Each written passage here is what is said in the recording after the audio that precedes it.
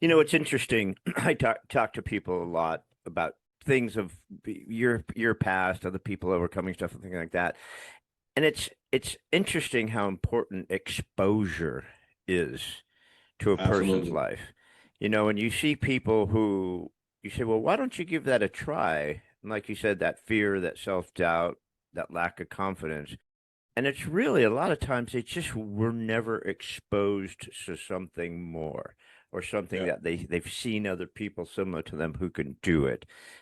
And it seems like exposure played a big part in where you went, where you are, and how you ended up here, huh? That's correct. And I think that is across the board for almost any person. I mean, exposure could be also television and you see somebody that you admire and you want to become perhaps a elite athlete or a neuroscientist or an astrologist.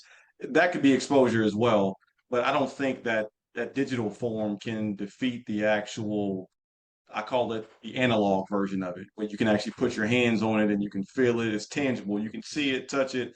They're right in front of you and they're very, very believable. So that to me is the most powerful form of inspiration when somebody can actually say, I can reach out and touch this person and communicate with them.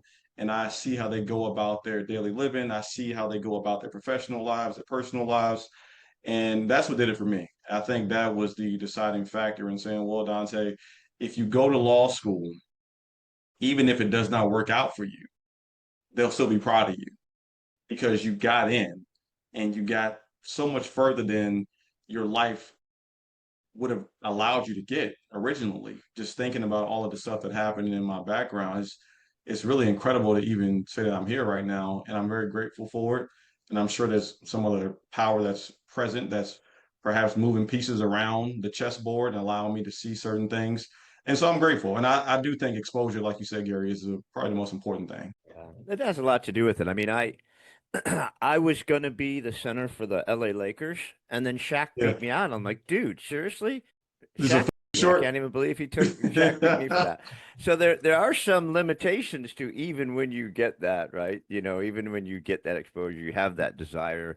You see some kids with just burning desire to do Yeah. stuff.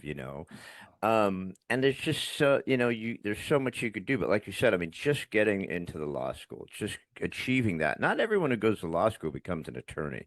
They find just from that avenue where they might go other places.